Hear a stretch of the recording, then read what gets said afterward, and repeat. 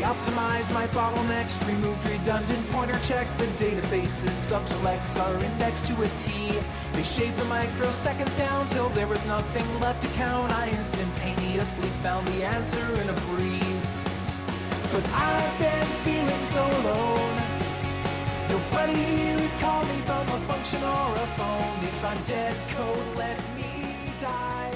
It's the Monday Morning Show. Today is January 12th, 2015. I'm Ken LaSalle. That's Josh Woodward singing Dead Code.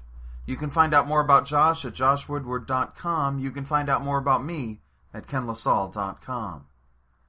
I'd say that 2015 started off with a bang, except that for far too many people, it really did start off with a bang. We'll get to our weekly dose of violence in a minute, but first, I'd like to talk about what our government has been doing.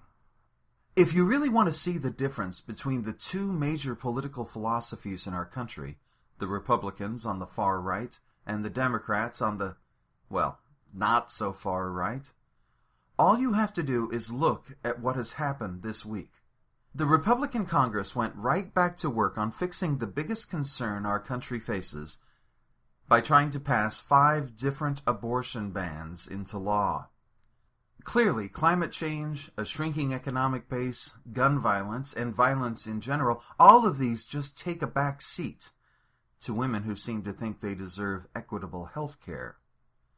But that wasn't all the Republicans did. Oh no. After the Republicans provided years of obstruction to any proposal the Democrats made to help the economy, Mitch McConnell promptly took credit for any progress the Democrats actually made. He said that the progress only happened because people were sure the Republicans would eventually take over. See if you can wrap your head around that. McConnell thinks that after obstructing any progress for the past few years, whatever progress did happen was only due to people wanting the party that was obstructing all of the progress to... You know what? Forget it. McConnell's an idiot. I wish I could say that's all the Republicans did, but they're far too productive for that. They also changed the rules of government this week so they can lie more. I bet that helps you sleep better at night. You see, back when the Democrats were in charge, they advocated for the anti-conservative idea of, wait for it, keeping tabs on what we spend. Really, they passed a rule that we should be honest about what we spend so our budgets and deficits would be, honest.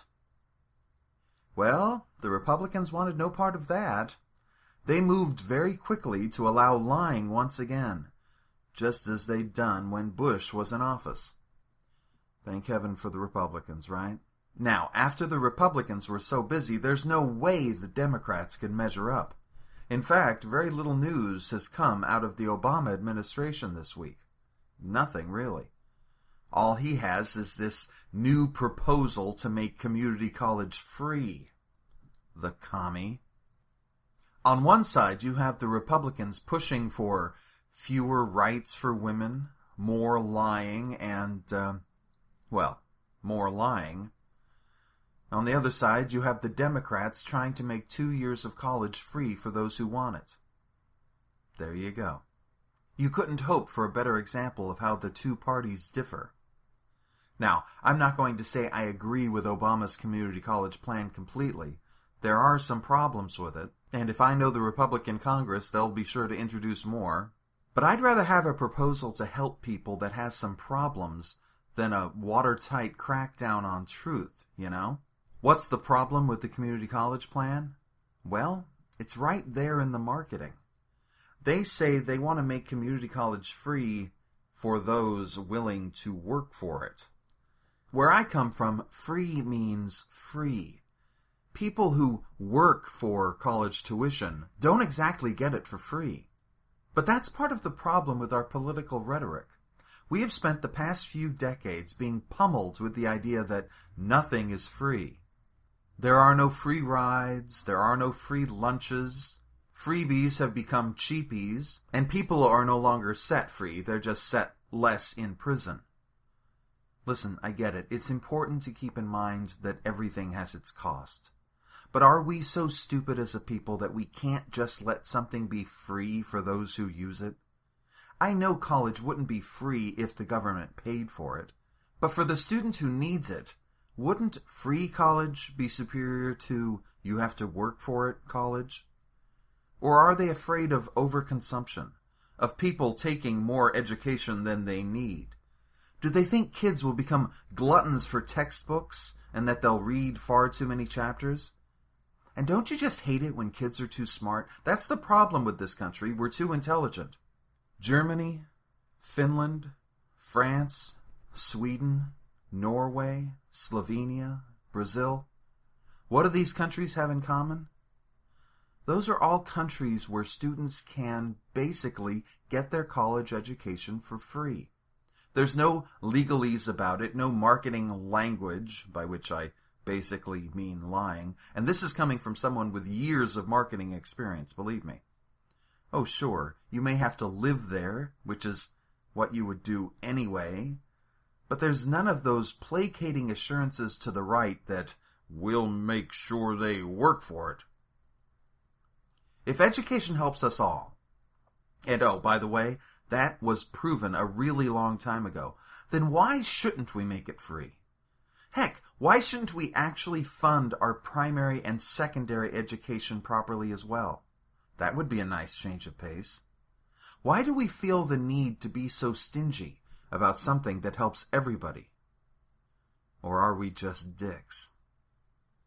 Oh, speaking of dicks, we saw more representatives from that religion of peace, I'm talking about Islam, slaughtering innocent human beings once again. That's not necessarily news, of course. It seems to happen on just about a weekly basis. You would think that was the only act of violence this past week, but then someone blew up the NAACP office in Colorado Springs. Nobody has yet to step forward and claim responsibility for the bombing, which is too bad because my personal theory is that it gives us clear evidence of someone traveling from the past. I mean, who bombs an NAACP office in the 21st century? But I think it helps provide some context to the violent incidences of the past week. Now, believe me, I'm the last person to defend Islam or any religious nut. And to some extent, they're all religious nuts. You can't devote yourself to any religion without being kind of crazy. But I think it's short-sighted of us to point all of our fingers at Islam. I think it's short-sighted of us to point all of our fingers at any one religion. We would live in a very different world if religion was a belief system people internalized simply for the sake of living a better life. But it isn't. There's a social component, and that social component far too often involves casting others in the role of the infidel, unbeliever, heretic, as our enemy, the guy who must be wiped out because he believes differently.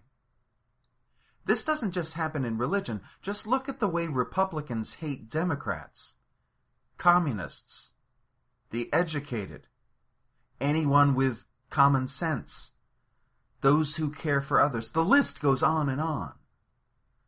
Our problem is we're far too willing to let others tell us who to hate.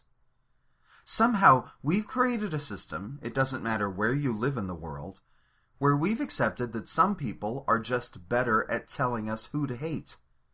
And those are the people we listen to. It doesn't matter where you are, we all do it. And why? Why is it so important to us to have an other or an enemy? You see, I don't think it's human nature, not at all. Call me a wide-eyed optimist, you might be the first, but I think that if we actually paid attention to what was important and how we treated each other, instead of being lazy enough to let anyone else do it for us, and it really is anyone else. Have you seen the people who teach hate? They certainly aren't the best and brightest examples of humankind. We could actually get some things done. Just consider how much free time we'd have if we stopped listening to Muslims telling us to hate cartoonists, or Republicans telling us to hate the poor, the immigrant, the homosexual, women. The list again goes on and on. Or even fans of some sports team telling us to hate another team. Or fans of one Mexican restaurant telling us we should hate their competitors.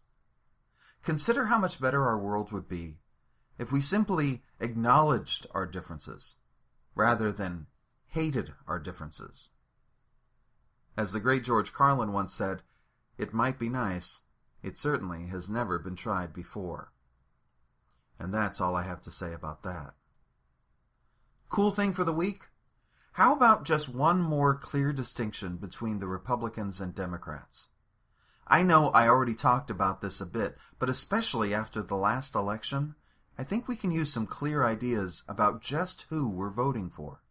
If you like pollution, disease, and just another way to turn the United States into a garbage dump, you may just be for the Keystone XL pipeline.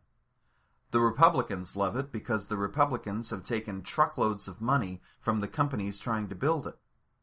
But this week, President Obama stated very firmly his intent to veto any proposal to build that pipeline.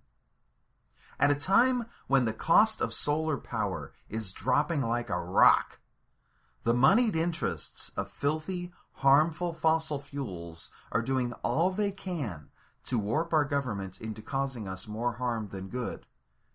I mean, more so than normal.